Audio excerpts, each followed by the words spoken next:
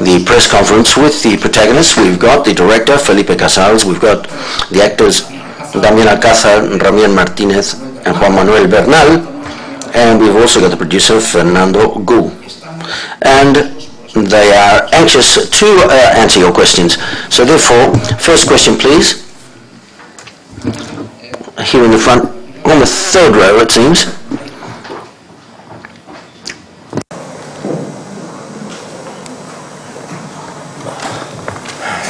Good morning, John Hopewell, Variety.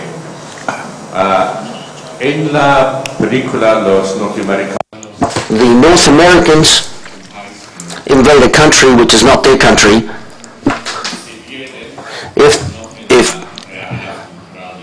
If they lose, they don't get to know the cultural reality of the country,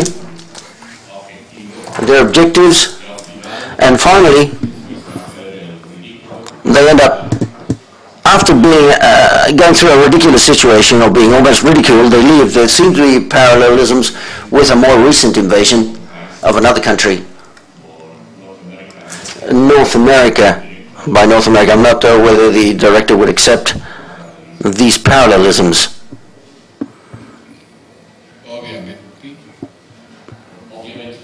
Obviously yes, or obviously no? Obviously yes. And clearing up the following point, that is to say, it's not the first time that Mexico had been invaded, it was the third time that Mexico had been invaded. The first time was in 1847, the second time was in 1914 and 1917 with the punitive expedition, but it's the same phenomenon that has taken place in Grenada and in other parts of Latin America and obviously in other parts of the world. In this case, it's an episode, a delirious episode, the truth be said, because apart from being an invasion,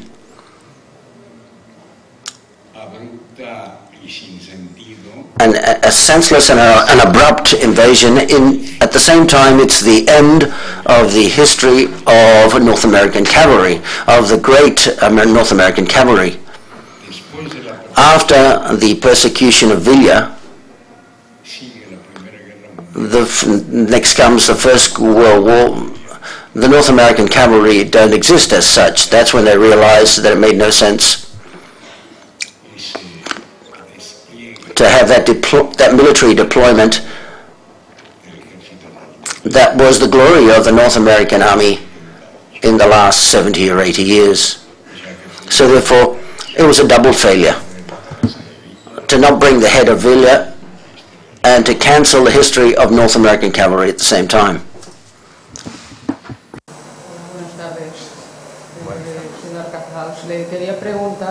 Hi, Mr. Casals, I would like to ask you that phrase which says, it's easy to die and it's difficult to live with honor. Could we apply this to a culture, whether it exists in Mexican cinema but against the North Americans, could that be applied also to that other struggle, the cultural struggle? We're doing that. Yes, that's right. The sentence or the phrase corresponds to a Villista, Villa supporter. You've realized that the film, I imagine, the figure of Villa is merely quite tangential. You can hardly see him. What we're interested in is to talk about Villism, and what Villismo means in the terms of loyalty. A revolutionary cause not necessarily is the main character, but what his cause represents, be it Zapatism, be it Gandhiism or Mandalism. That is to say, end of the day, there are many, many names, revolutionary causes, many shapes. And in this occasion, the main character of the film, Chicogrande, textually says the following: dying is easy, the difficult thing is to live with honor, or honorably.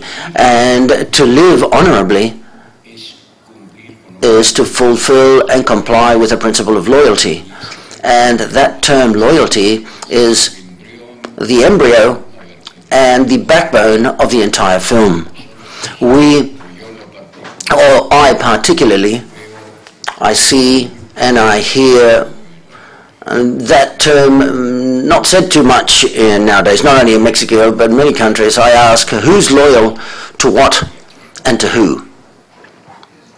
So therefore, it can be applied to culture as well. I'm sorry, we can't hear. I would like to say, you've made a Western in Mexico, and secondly, you've made this film thinking about that Villa still has something to tell us, to the Mexican public or the audience, or not like there are directors who say, we've got to talk more about the Civil War, or you've only used Villa as a pretext to criticize the current day situation. To the actor, I was impressed by the way, by your performance. I would like to know what method you've used to portray your character. No, Villa can never be a pretext, and he neither Zapata nor a revolutionary chief.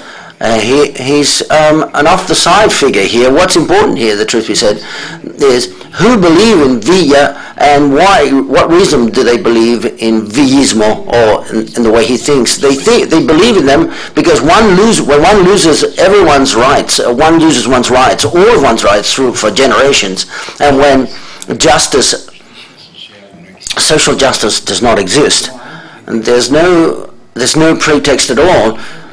Nowadays, 110 million inhabitants, there are 40 million inhabitants in Mexico who don't eat twice a day, for example. So therefore, Villa continues to be right. Zapata continues to be right. I'm not using any pretext at all. I'm only putting on the table the term loyalty to the revolutionary principles. That's all I'm saying. And the actors, I can't answer what the actors and the method they've used for their performances. Hi, good morning.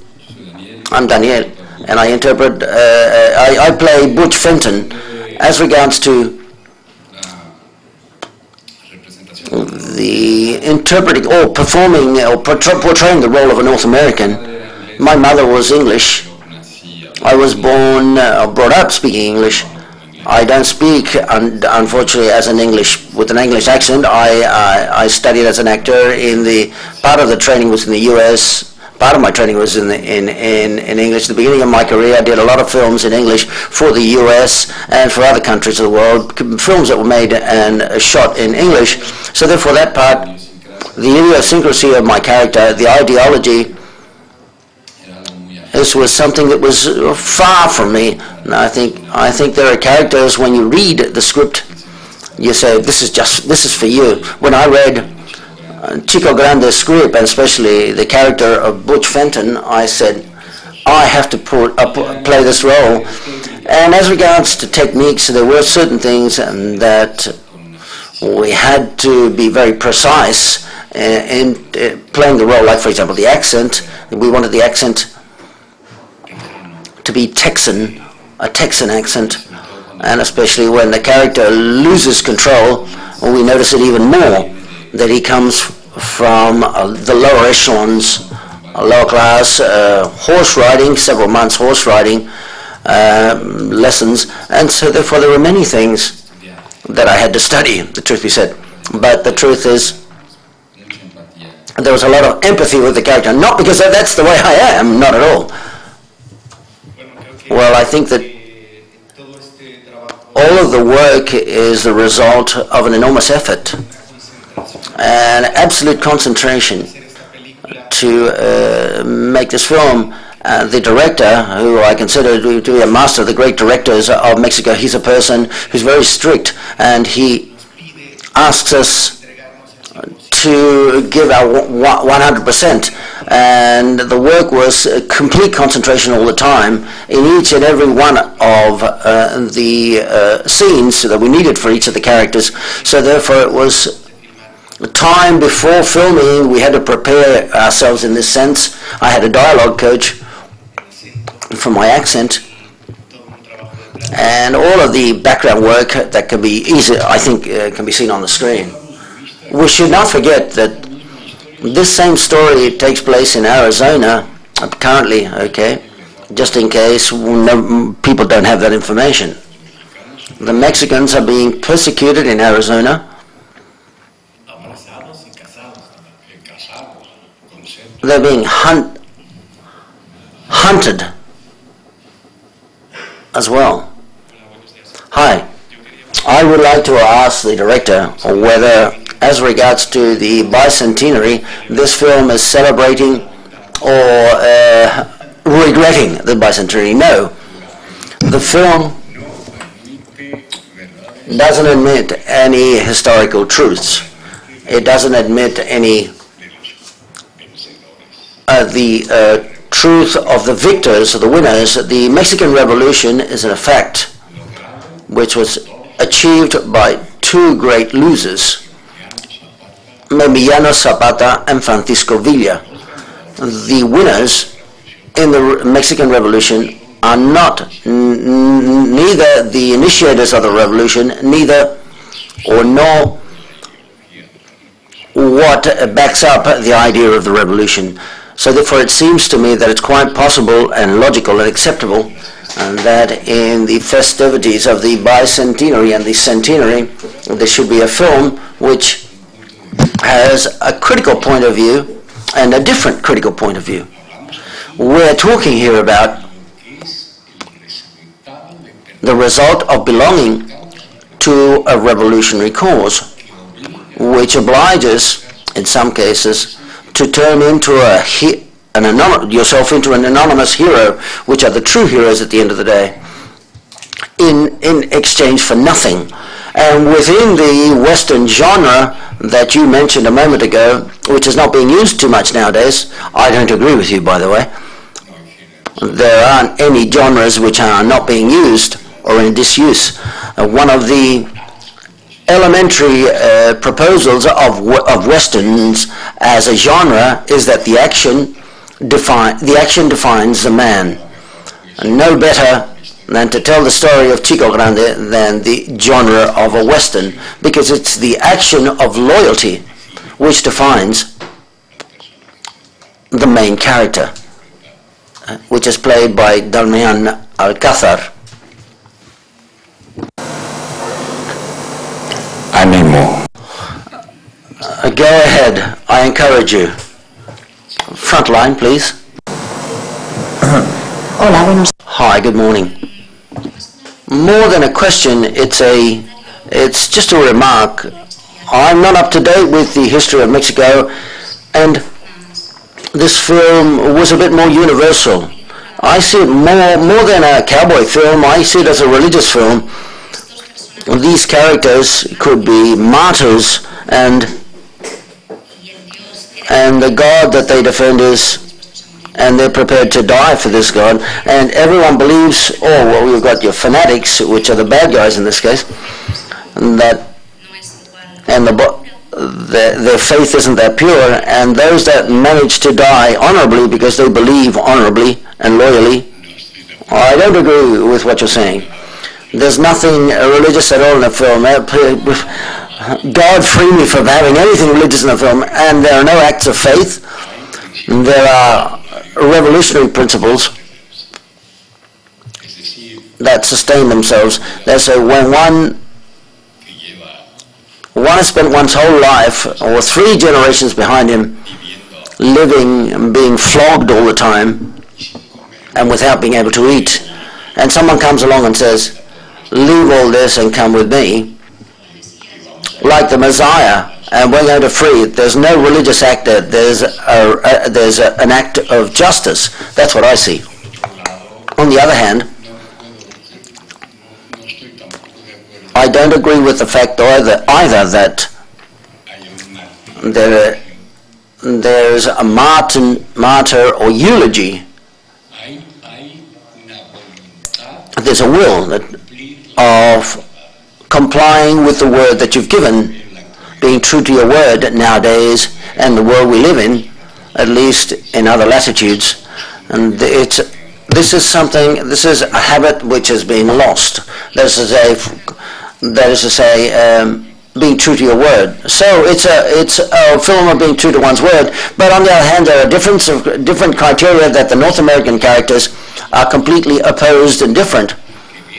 One comes from the east of the United States who doesn't understand a single word or doesn't understand the army, and he hates Mexico, who's formed and trained in the most strict WASP criteria of the beginning of the 20th century, which is honorability, being honorable, the decency of the North Americans, and he thinks, everything that's taking place there, he has to hush it because of the honor, or to honor his uniform in the army, but he doesn't understand a thing about what's taking place there in Mexico.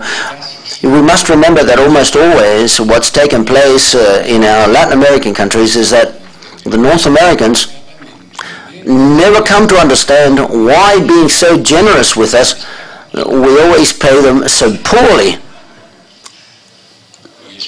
And that's what I try to that's what I'm trying to portray, or to try to show in the film. And this story in the head of Villa, the truth is that Villa didn't have to attack Columbus, and neither should he send Woodrow Wilson send 7,000 men to invade Mexico. There is it's completely nonsensical in a significant historical moment. This is the first world social revolution, which the North Americans never got to understand or found out about. I'm not too sure whether that answers your question.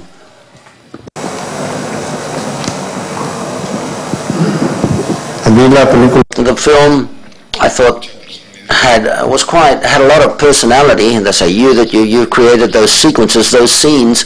But as regards to the main character of the film, I would like to ask him, it's not that I'm stating this, but there are other certain influences of Clint Eastwood films as regards to your character, who's a great hero, but at the end of the day he's a loser, but more than a loser. He's not your Hollywood typical North American hero. It's another type of hero. For example, there's a certain brotherhood with Clint Eastwood's film making, the westerns. Well, I wish that were the case, and I could have some creative relationship with Clint Eastwood, and that is would be a great tribute to me. What happens here is that in a certain way the ending is a bit just like the punitive expedition. It's a bit of a waste of time. That is to find a North American troops that has been totally overtaken by this leader, by three dwarf prostitutes, against his enemy who's died, and he's hanging off his horse, almost dying, and you can't do anything against him. And he, in turn, is ridicule itself of the expedition. The construction of the script, the film script, I always thought about an ending that doesn't appear in the film at the end of the day, which is the following. The North American doctor, if you will allow me to use this as an assumption, he returned to the United States, and he tells the family that he saved Pancho Villa, and everybody would say to him, "You're crazy." No, I went to a cave and I saved Villa.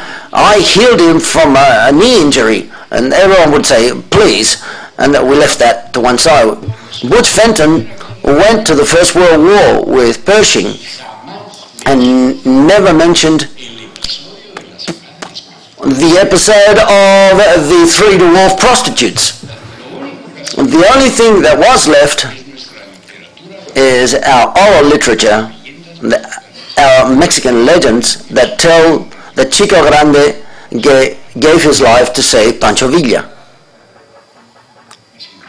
That's as simple as that. So if the hero seems, well, I don't know. Well, yeah, I don't know about that. there's a certain irony in all of this, I think. Hi, good morning. I would like to ask you about the fantastic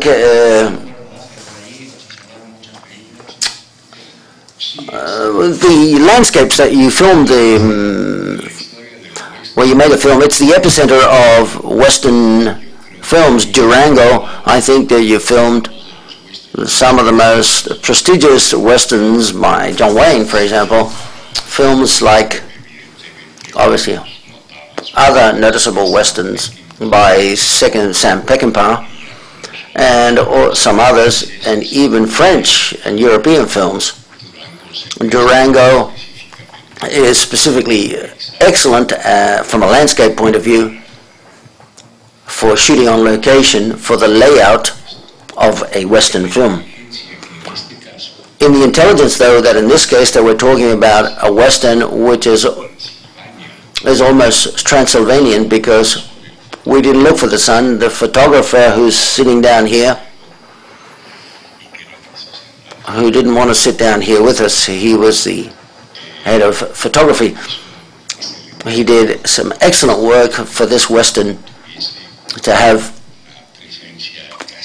a presence, almost a mineral, very earthy presence, which corresponds to the intention of the film itself. Yes, I would also like to say a comparison, but excuse me, the character of Major Fenton, it reminded me slightly of the character of Hans Landa in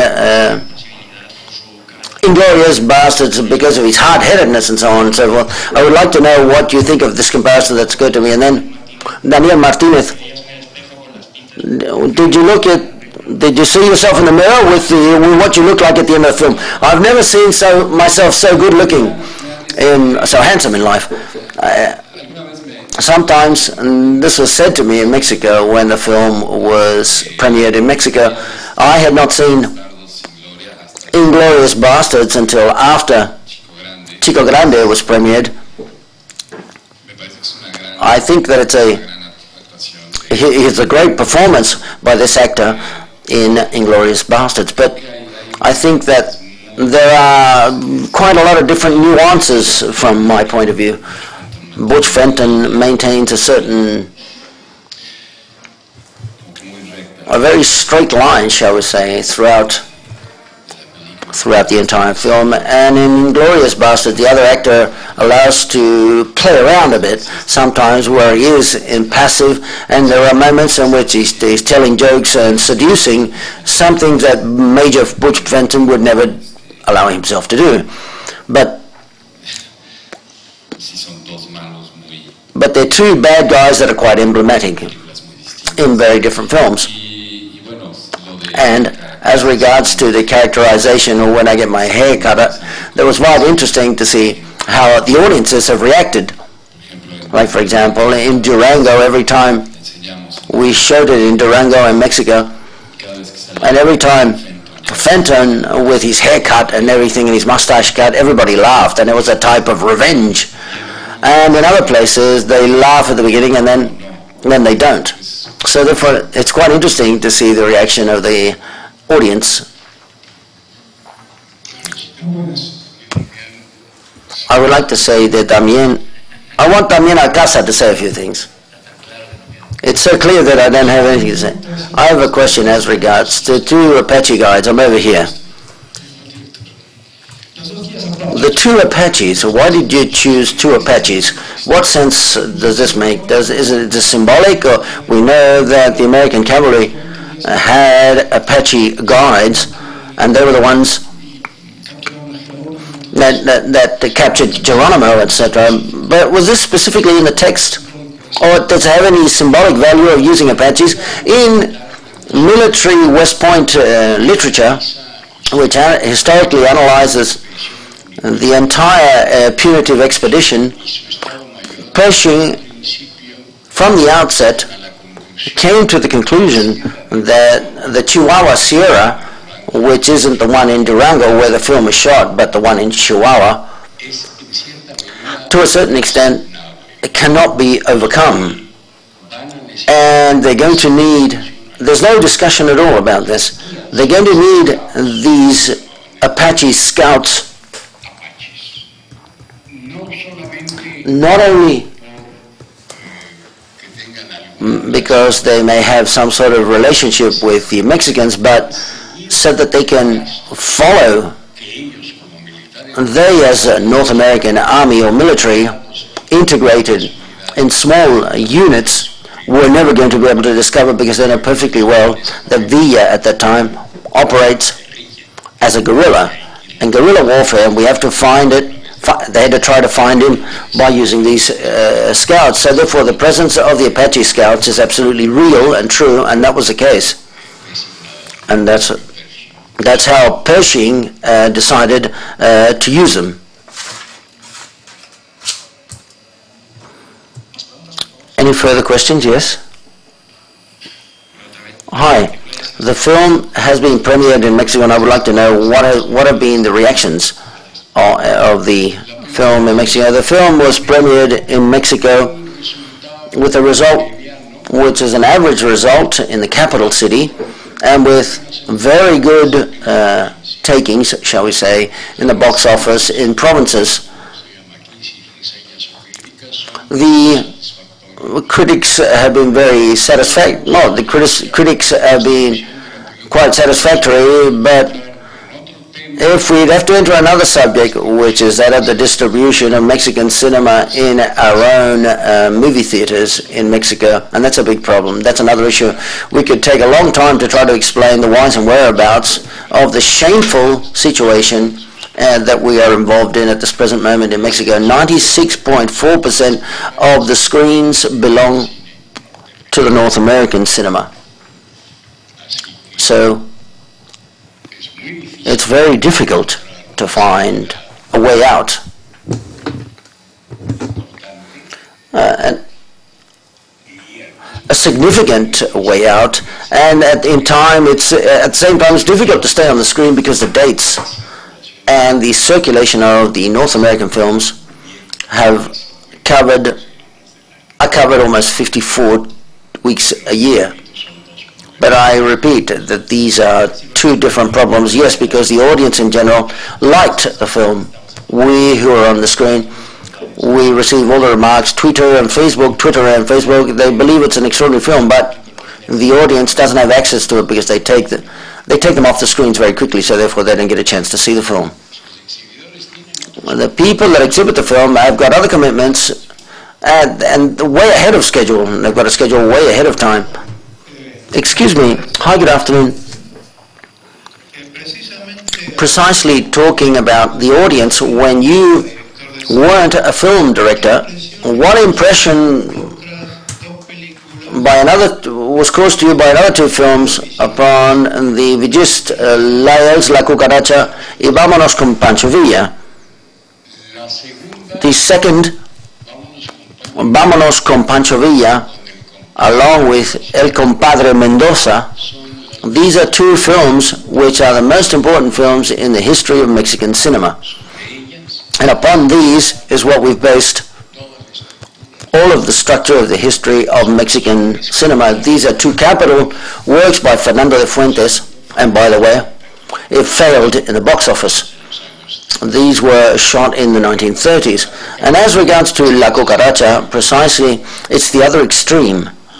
And it is cinema, it is the cinema of the Mexican Revolution seen through the eyes of the commonplace folklore of historical truth and the truth of the free textbooks. I think that it's abominable.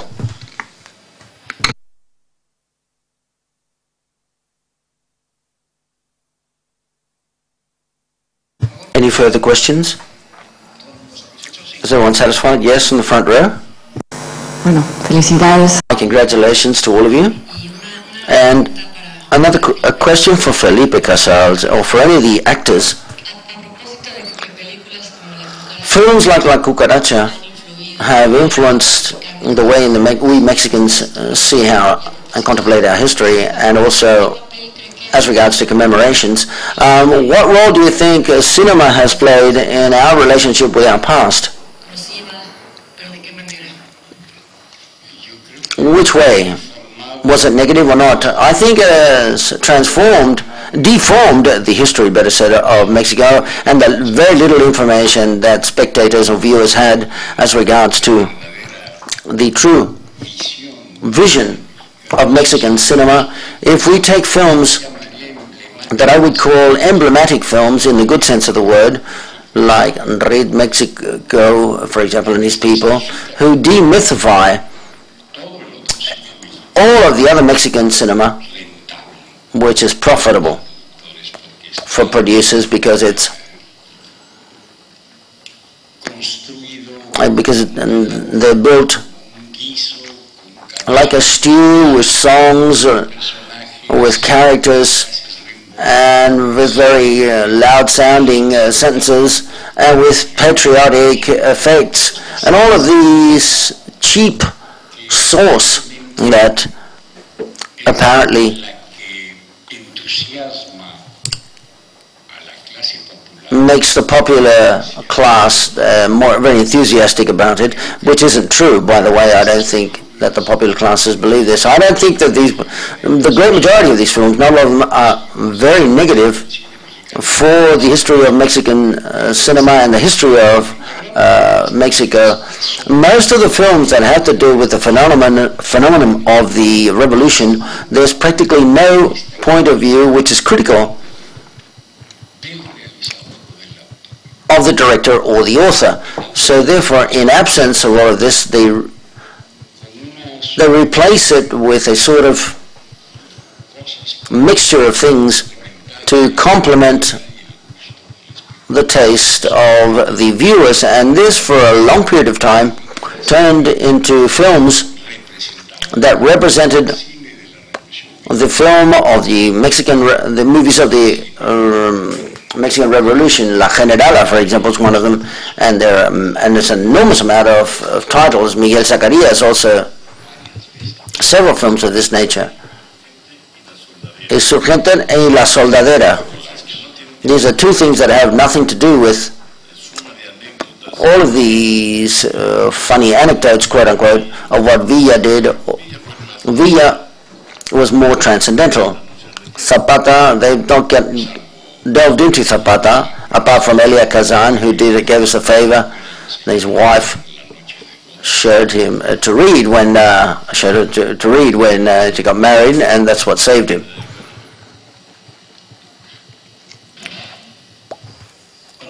Hi. I would like to ask you about the treatment of the language, which I think is very interesting, because I think you're seeing how the Mexican people express themselves. That is, say that they're able, with one word, to give an entire discourse, and on the contrary, that is, say to fill paragraphs and paragraphs and to say very little. And I also like to ask you whether it was possible, or whether this is a poetic license that you've taken to communicate the North Americans in English with the Mexicans in Spanish, and whether that was possible each in their own language. Well, the first thing, let's give merit to Ricardo Garibay, the author of the Chicogrande story, and the author of a lot of short stories and novels. Ricardo had the control of dialogue and language of the idiomatic expressions like very other few Mexican authors, and this can be appreciated and noticeable in all his literary works. And the very few occasions in which he worked as a script writer in good, better or worse films, his work as a dialoguist is noticeable. I conserved from the story, I maintained a lot of the dialogues that Ricardo had written in the novel itself. He's got the merit of those idiomatic expressions which are quite significant. For example, in the north of the Republic of Mexico, people understand them perfectly because they continue to be used. They're not in disuse. They've not fallen into disuse. That is, as regards to the second issue, my producers, when I said to them that we were not going to carry out two versions, that for the gringos speaking in English and for the gringos speaking in a Spanish with an accent. And they said, why? And I said, well, I think it was a convention that we should undertake from the outset. It's either some people speak in English and others speak in Spanish. And it's not so displaced. The Mexican border in 1915 had a considerable amount of North American farmers and livestock owners who had settled in Mexico. The rest opposed them, and they opposed themselves to the North American invasion as well. And the people who worked with them, foremen and workers and so on, they understood English because they had been settled there. They'd settled there for many, many years. So therefore, the freedom that I take is based upon, has a real or a true basis to a certain extent. And on the other hand, I'm not uncomfortable with the fact that he speaks in English and I understand it and I can speak in Spanish. I think in this time of globalization, everything can be used. It's all valid. Last question, please. Yes, as regards to what my colleague and your compatriot said, there are excellent directors in Mexico. I'm not too sure why there's a problem with the cinemas, because at an international level you're getting a lot of success. But I remember in those times, almost revolutionary times for us, there was a Mexican director, Emilio Fernandez, who was an actor who was North American, but he was one of our great stars. And that director for you, is he the great director in which you based your work, or perhaps you don't agree with Emilio Fernandez's work? No. I consider him, in some films, as a very comprehensive and excellent director in the case of Mexico. But the most prestigious films that he made, on the contrary, are not the ones that most seduce me. What I do admit is that there is an emotional burden which is necessary nowadays that he had in his films, and which is necessary to have in Mexican contemporary cinema. It's quite obvious that the naturalism and the immediatism of Emilio Fernandez generated something which was quite necessary in the cinema, which is this impact which captivates the viewer and the audience and transmits an emotion directly. But apart from this, he has 2 or 3 films which are absolutely excellent. One of them, which is called Salón Mexico. I'm not too sure whether you know that film, which is an excellent film. But like all Mexican directors, some are good, some are bad, some are made to pay the rent and so on and so forth. Well, just like a day at the office, it's difficult to make a final list and to give a balanced judgment upon the works in cinema, because the authors depend upon so many circumstances to make a film which are easily foreseeable in a distance, but very unforeseeable at a given moment. And things don't turn out sometimes as they should turn out. I would like to say that in Mexico nowadays, the young people are reviewing the film by Fernandez's works, and they're discovering that in Fernandez's works there was something more than the photogenics that Figueroa showed, and that there's an urban work there by Fernandez which is quite esteemed. Salón Mexico, Víctimas del Pecado, which are true jewels, and for my taste, much better, with contrasted skies in the background and so on and so forth. So this, he's studied it through they're studying now, the students, and in all his urban work. Emilio Fernandez, his cinema, it's an urban work, urban cinema. Rural cinema and so on and so forth is very scarce. Rural cinema that we know is research under the formula of a documentary, basically. That's how it's filmed. But as in fiction, there's practically no rural films nowadays, at least in Mexico. Okay, Thank you very much, ladies and gentlemen.